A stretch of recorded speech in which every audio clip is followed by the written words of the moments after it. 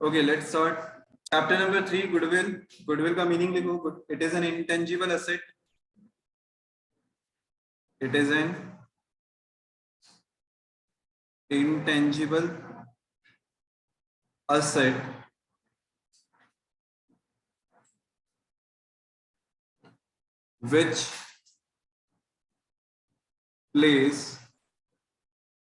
which places an enterprise. It is an intangible asset which places an enterprise at an advantage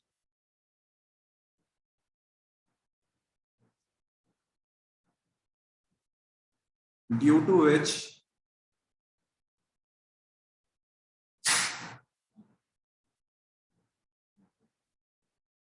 the enterprise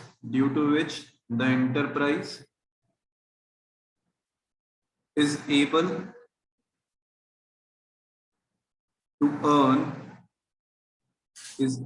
to earn higher profits without putting extra efforts, without putting extra efforts.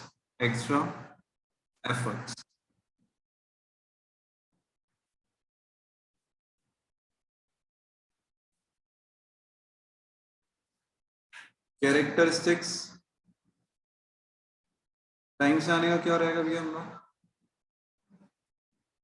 Daily की आदत बना ली तुम लोगों ने late आने की. उस दिन भी बोला था ना, मुझे मालूम है सबकी रेमेडियल चल रही है, बट बेटा बाकी बच्चे भी मैनेज कर रहे हैं ना.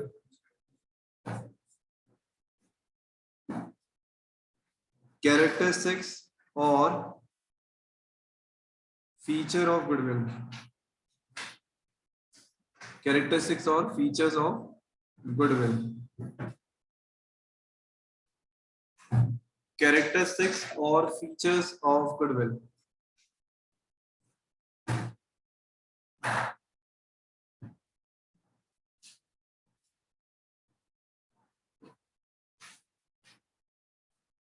First point,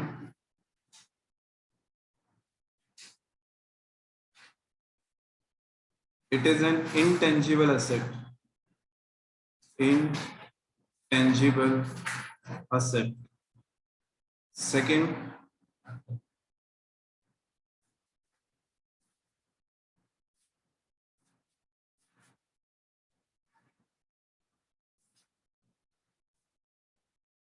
it has realizable value.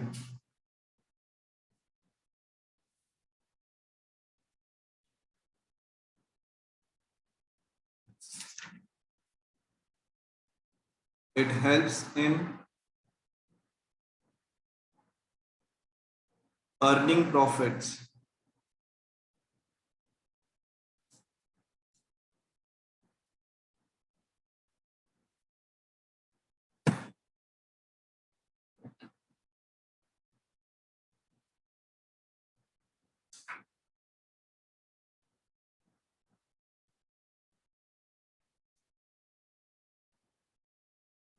It comes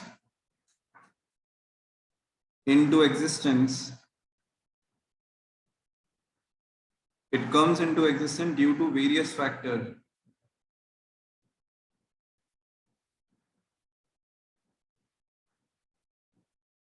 Fifth point,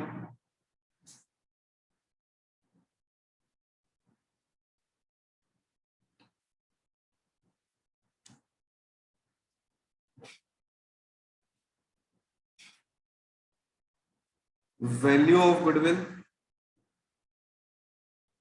is subjective as it depends on the assessment of valuer. On the assessment of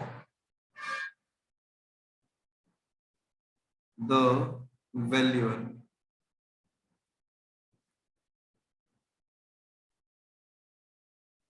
Sixth point, in the context of partnership, in the context of partnership,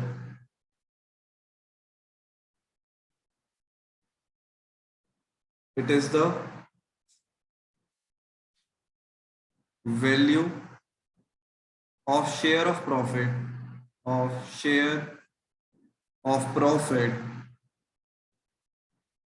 sacrificed by the sacrificing partner, sacrificed by the sacrificing partner.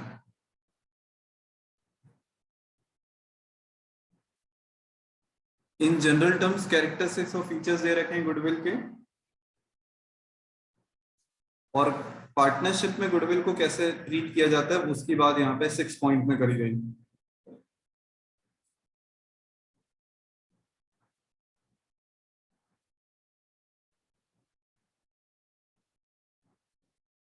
ये first point जो meaning लिखा है ना, इसके यहाँ पे एक और चीज लिख लो।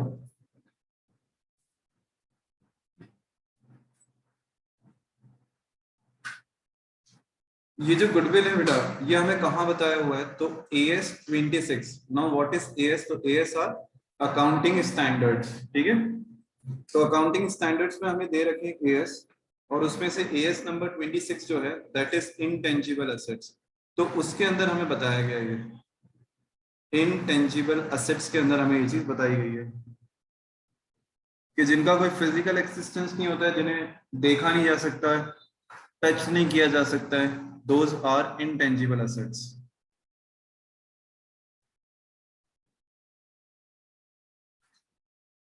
और ये एस किसने दिए हैं? तो Institute of Chartered Accountants of India, ICAI, Institute of Chartered Accountant of India.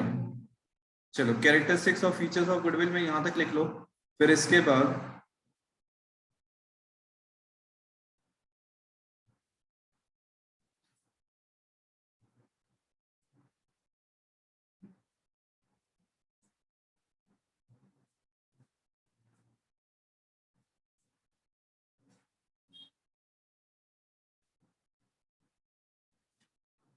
Next heading लिखो यहाँ पे, nature of goodwill. Nature of goodwill.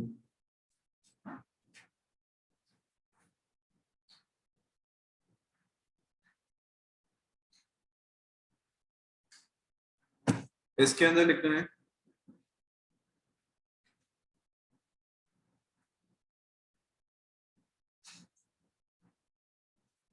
Piyush, क्या हो गया?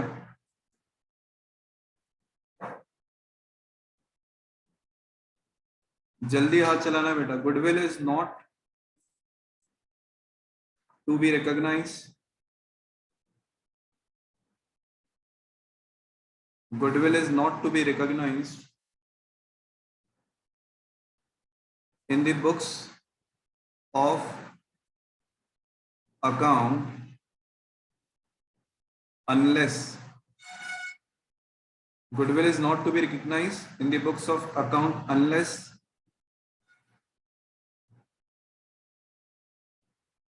consideration is paid for it. Consideration is paid for it. Consideration is paid for it.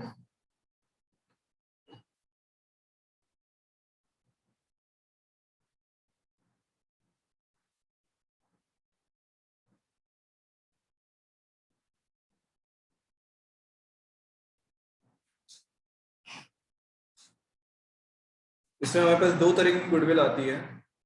पहली होती है self generated और दूसरी होती है purchase goodwill. Self generated goodwill and second one is purchase goodwill.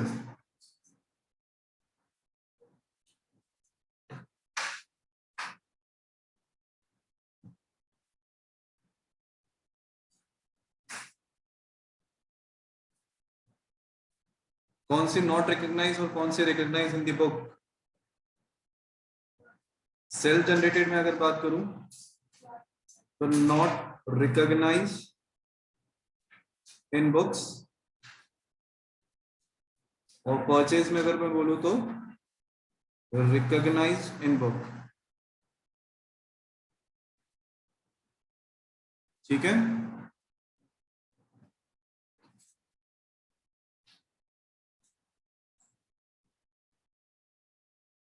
देखो बहुत सीधा सा फंडा है। एग्जाम्पल समझो, पहले पे लिखना। अगर हम बात कर रहे हैं सेल्फ जनरेटेड गुडविल और परचेज गुडविल का, तो इसमें कोई डिफरेंस बताएगा क्या हो सकता है? सेल्फ जनरेटेड गुडविल मतलब क्या होता है? जो हमने अपनी एफर्ट से कमाए है ना। जिससे फॉर एग्जाम्पल भाई, हम लोग कई बार सुनने में आता है कि हमारे पापा ने बहुत मेहनत करके पिछले 25-30 सालों में इतना पर्टिकुलर एक पॉइंट पे अपने बिजनेस को लेके आए हैं, उन्होंने अपनी गुडविल बनाई है मार्केट में, तो वो उनकी खुद की बनाई हुई है। आ रहा है समझ में? ठीक है, ऐसी कोई भी बिजनेस की अगर हम बात करें, जैसे कुछ पर्टिकुलर ब्रांड्स होते हैं, ठीक है, उनकी अपनी खुद की गुडविल बनाई हुई रहती है, उन्हें धीरे धीरे धीरे धीरे वो एस्टेब्लिश करते गए और आज देखा तो वो बहुत बड़ा ब्रांड बन चुका है। ठीक है, और परचेज मतलब ये होता है जब हम किसी और की गुडविल खरीद लेते हैं। ऐसा होता है ना, जैसे फॉर एग्जाम्पल कि जब फेसबुक ने व्हाट्सएप को खरीदा है, जब फेसबुक ने इंस्टाग्राम को खरीदा है, ट्यूशन से सही है, जब फेसबुक ने व्हाट्सएप को खरीदा है, इंस्टाग्राम को खरीदा है, तो हम ये बोल सकते हैं कि उनने क्या करा, उनकी गुडविल भी देखो, व्हाट्सएप की अपने आप में गुडविल थी, यस और नो, है ना। तो जैसे फॉर एग्जाम्पल, मैं एक एग्जाम्पल ले रहा हूँ कि व्हाट्सएप मान लो 100 lakhs के आसपास की उसकी वैल्यू होगी, तो हो सकता है कि यहाँ पे जब फेसबुक ने उसे खरीदा होगा तो बेटा 120 lakhs पे करे होंगे। तो ये 20 lakhs जो ऊपर पे करा है, that is for the goodwill. आ रहा है समझ में? ठीक है, तो गुडविल बेटा मार्केट में हमें खुद जनरेट करनी होती है, that is known as self generated. और अगर हम किसी की गुडविल खरीदते हैं या किसी को अपनी बेचते हैं, तो उसके लिए वो क्या हो जाती है, दैट इज परचेज गुडविल।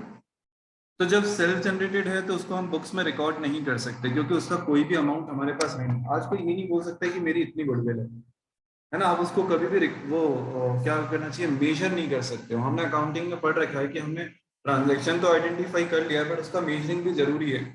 अरे यस और नो? तो क्या हम सेल्फ जनरेटेड गुडविल को कर सकते हैं मेजर? तो नहीं, है ना। सेल्फ जनरेटेड गुडविल को हम मेजर नहीं कर सकते कि किस, भाई अपने हिसाब से अलग होगी।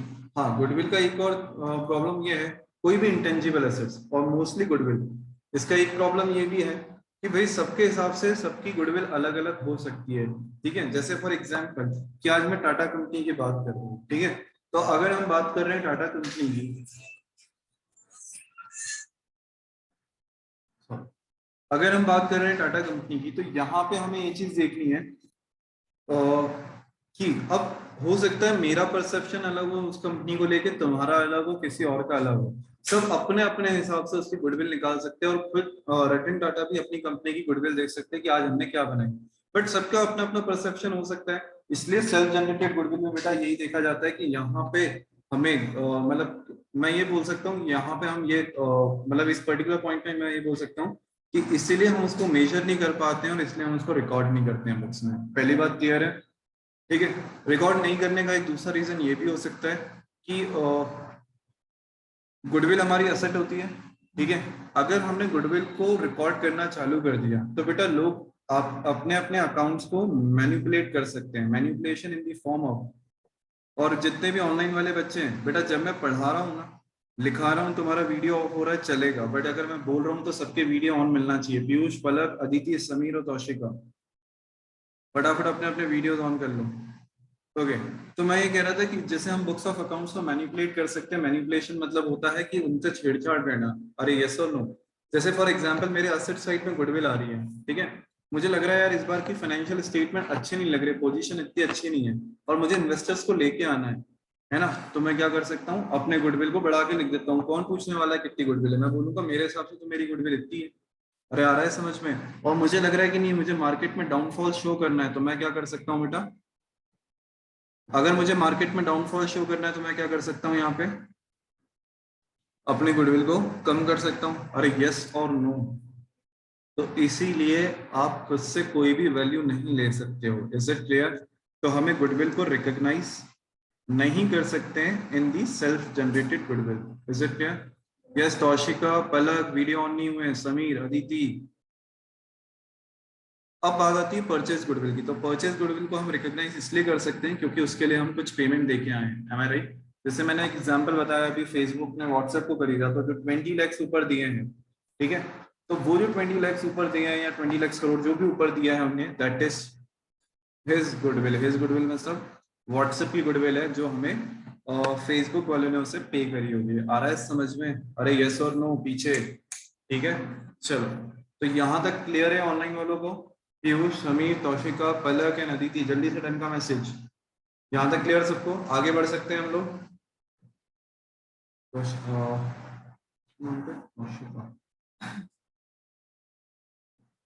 आज कौन नहीं आया? एक तानिया और तृप्ति। तृप्ति कहाँ है? स्कूल आई थी?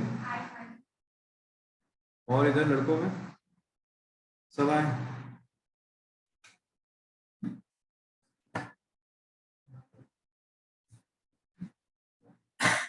चलो जी, आगे बढ़ते हैं। Next,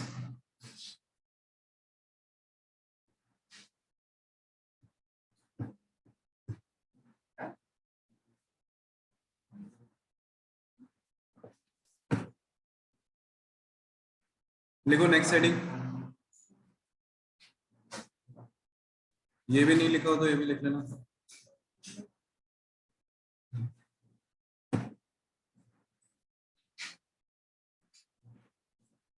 need for value of goodwill. Need for value of goodwill, ये इंपॉर्टेंट है। हाँ, need for value of goodwill, ये इसलिए इंपॉर्टेंट है, कई बार इस पे, और वैसे तो तुम्हें एमसीक्यूज आने नहीं वाले। हाँ, तुम्हें ये मालूम है कि नहीं, तुम्हें 80 मार्क्स के पेपर्स में एमसीक्यूज नहीं आएंगे अब, है ना? बट एक नंबर के क्वेश्चन जरूर आएंगे, उसमें पूछा जा सकता है।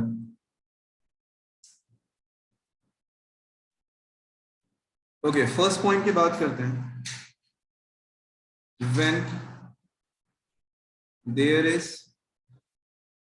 Change in PSR, change in profit sharing ratio. Second, when new partner is admitted.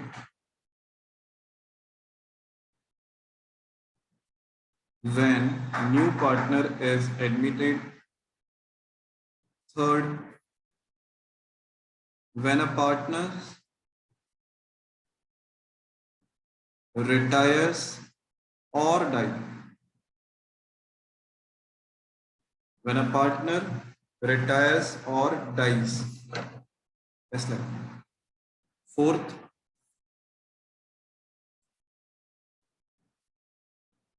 when partnership firm is sold. When partnership firm is sold as a going concern. As a going concern, ये theory में आ सकता है question. Fifth, question क्या आ सकता है? What is the need for value in goodwill, है ना? Goodwill को वैल्यू करने की नीड क्या है, तो हमें यही पॉइंट्स लिखने हैं। व्हेन टू और मोर firms amalgamate.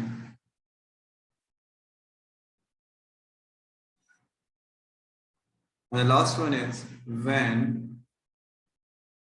a partnership firm, when a partnership firm is converted into company. When a partnership firm is converted into a company.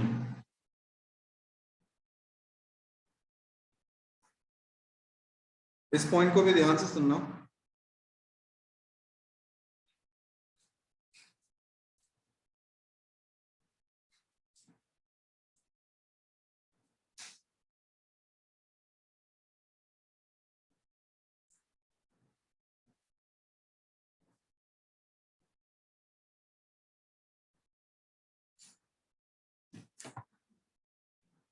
Need for valuation of goodwill, इसमें देखो चेंज इन पीएसआर ये तुम्हारा रहेगा chapter number 4। इसमें हम पढ़ेंगे कि PSR में चेंज होता है तो क्या क्या होता है। तो वहां पे सबसे पहला पॉइंट यही आने वाला है कि गुडविल में कुछ चेंजेस आते हैं क्या, मतलब हमें गुडविल को वैल्यू करना जरूरी होता है क्या, तो यस। पार्टनर्स के रेशियो में कुछ भी चेंज हो, भले किसी के आने से हो किसी के जाने से हो या कोई आने जाने से नहीं हो, बट अगर जहां पे है बट वो आपस में कुछ चेंज कर रहे हैं तो भी वैल्यूएशन में चेंज आता है। कोई पार्टनर आ रहा है चैप्टर नंबर 5, कोई पार्टनर जा रहा है चैप्टर नंबर 6 एंड 7, ठीक है। और बाकी जो 3 पॉइंट्स हैं, when partnership is sold as going concern, अगर हम बेटा हमारी पार्टनरशिप अच्छी चल रही थी बट इतना अच्छा नाम था कि हमने अपनी की पूरी पार्टनरशिप उठा के किसी को बेच दी, उसने हमें गुडविल का पैसा दे सकता है, बोलो यस और नो। ऐसे ही दो पार्टनर्स का अमलगमेंट होना मतलब दो पार्टनर्स का होता है जुड़ना। अमलगमेंट मतलब होता है मर्ज होना, जुड़ना, ठीक है। तो दो फर्म ने क्या करा, आपस में एक दूसरे को जोड़ लिया। क्यों जोड़ा, कि हमारे बिजनेस बढ़ाने के लिए बेटा दो फर्म आपस में जुड़ती है, राइट। तो अगर दो फर्म आपस में जुड़ रही है तो इसका मतलब ये यहाँ पे गुडविल का वैल्यूएशन करना पड़ेगा, बिल्कुल करना पड़ेगा। And when partnership firm is converted into company, अगर कोई फर्म को हम कन्वर्ट कर रहे हैं कंपनी में, पहली बात तो क्या कर सकते हैं, बिल्कुल कर सकते हो।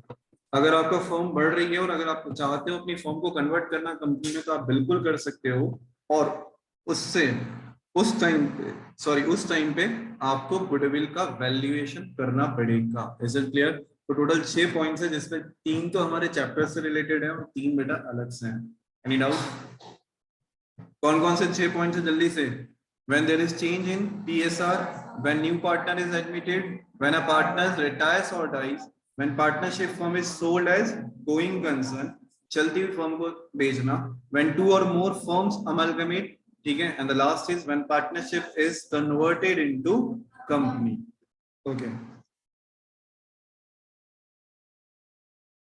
देखो गुडविल में से अगर बाय चांस कभी थ्योरी पूछ सकते हैं तो 2-3 चीजों पे, मीनिंग नहीं आता, फीचर्स कैरेक्टरिस्टिक्स नहीं पूछे जाते हैं। नेचर ऑफ गुडविल में तुमसे सेल्फ जनरेटेड गुडविल और परचेज गुडविल के बारे में थोड़ा बहुत पूछ सकते हैं, तो इसके ऊपर लिखना आना चाहिए। और need for value of goodwill, और जो इसके बाद अब जो पॉइंट लिखा रहा हूँ वो लिखो।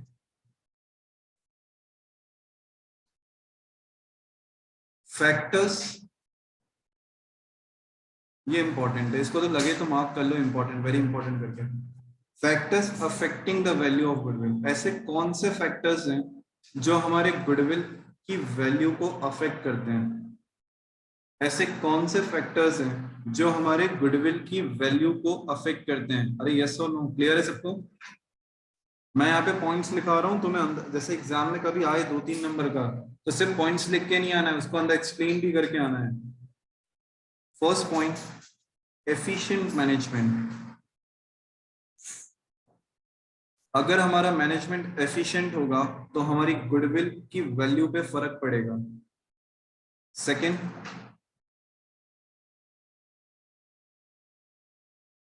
क्योंकि मैनेजमेंट अगर एक्सपीरियंस है, केपेबल है, कॉम्पिटेंट है, तो सीधी सी बात है फर्म ग्रोथ करती है और फर्म की ग्रोथ जो है वो ही उसकी गुडविल बढ़ाती है। अरे यस और नो।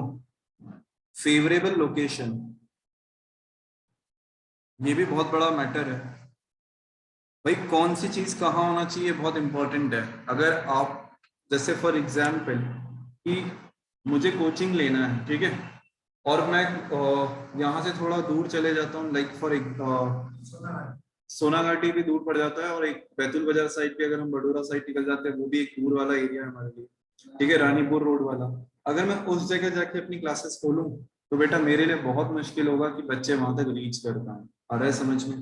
तो लोकेशन हमेशा ऐसी देखी जाती है कि जो मिड ऑफ द सिटी हो या फिर ऐसी जगह हो कि जहां आसपास उस पर्टिकुलर प्रोडक्ट के लिए पर्टिकुलर कस्टमर मिलना चाहिए। आ रहा है समझ में, प्रोडक्ट और सर्विसेज के लिए। अरे यस और नो, ठीक है। चलो थर्ड वन,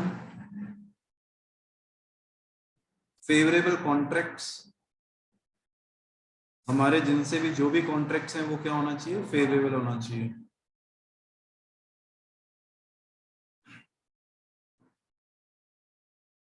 कभी कभी बेटा हम लोग कॉन्ट्रैक्ट कर लेते हैं, सेल और परचेज, मतलब गुड्स किससे खरीदना है किसको बेचना है उनसे, हम आपको माल देंगे खरीदेंगे, और लॉन्ग टर्म के लिए बात हो जाती है, बट उसमें वो जो कॉन्ट्रैक्ट हो वो फेवरेबल हो सभी के लिए, ऐसा नहीं हो जाए कि अनफेवरेबल कंडीशंस के साथ काम किया जा रहा है।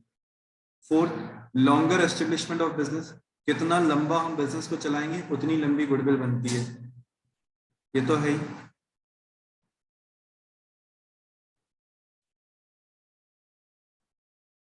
Longer establishment of business. Fifth one, advantages, advantage of payment, oh sorry patent, advantage of patents. Patents क्या होता है, कोई बताएगा?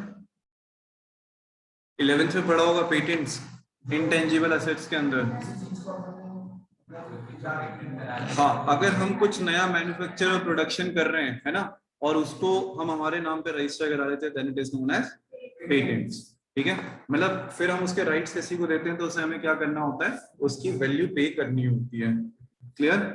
तो उस पेटेंट्स का भी अगर हम एडवांटेज उठा सकते हैं। Next 6 point, access to supplies, access to supplies, intellectual property of someone. Intellectual property तो बेटा सभी होती है, सारी इंटेंजिबल एसेट्स इंटेलेक्चुअल प्रॉपर्टी है।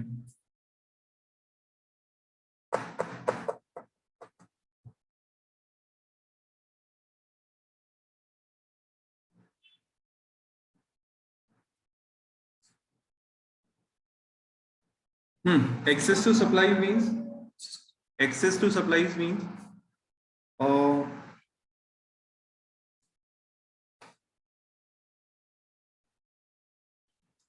कई बार क्या होता है, कुछ सप्लाई जो होती है हमारी, उसको पूरा कर पाना मुश्किल होता है, बट अगर आप कुछ अच्छे अरेंजमेंट करके वो सप्लाईज कर देते हो तो वहां पे आपकी गुडविल बन जाती है। जैसे अगर हम हमारी कोचिंग लाइन में बात करें, ठीक है, हम सर्विस लाइन में, ठीक है, देखो सर, कभी भी बात है ना सिर्फ और सिर्फ गुड्स से रिलेटेड नहीं होती, गुड्स और सर्विसेज दोनों से रिलेटेड होती है। और अगर मैं कोचिंग लाइन की बात करूं तो बेटा यहाँ पे सर्विसेज प्रोवाइड करी जाती है ना कि गुड्स। तो में समझ में आता है ना गुड्स और सर्विस के बीच का डिफरेंस। बट बोला दोनों को ही सप्लाई जाता है, supply of goods, supply of service, ये दो अलग अलग टॉपिक हैं, बट दोनों है सप्लाई। ठीक है, अब मैं अगर बात कर रहा हूँ कि कोचिंग में हम सप्लाई कर रहे हैं, देखो नॉर्मल पढ़ाना, सबको पढ़ाना एक अलग बात होती है, ठीक है, बट अगर कोई बच्चा हमारे पास आता है जो एवरेज है, और अगर हम उसे यहाँ से अच्छा मतलब गुड या बेस्ट बना के निकालते हैं तो वो एक अलग सप्लाई होती है ना। ठीक है, तो ये क्या करता है, ये वैल्यू क्रिएट करता है, ये गुडविल क्रिएट करता है, किसके लिए? एक कोचिंग चलाने वाले टीचर्स के लिए या उस पर्टिकुलर पर्सन के लिए। आ रहा है समझ में?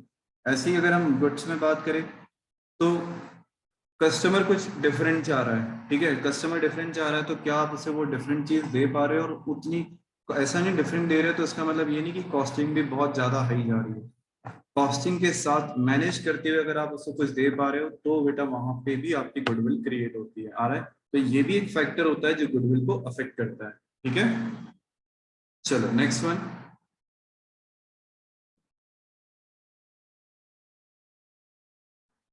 6 पॉइंट हो गया। Quality, quality of product, quality of services. 8 लिखो, मार्केट सिचुएशन, मार्केट पे भी बहुत फर्क पड़ता है आपकी गुडविल का, मार्केट का भी बहुत फर्क पड़ता है, मतलब डिमांड अच्छी है तो ऑटोमेटिकली गुडविल आपका, सप्लाई अच्छा होगा तो गुडविल बनेगा। 9th one is risk associated, risk associated with business.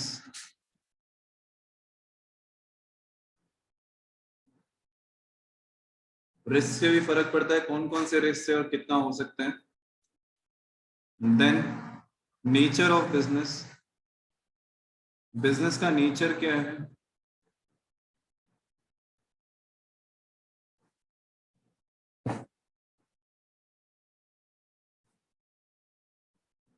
2 points और है, 11th इधर लिख देता हूँ, past performance, past performances, and 12th one is other factors. other factors other factors में लिख लो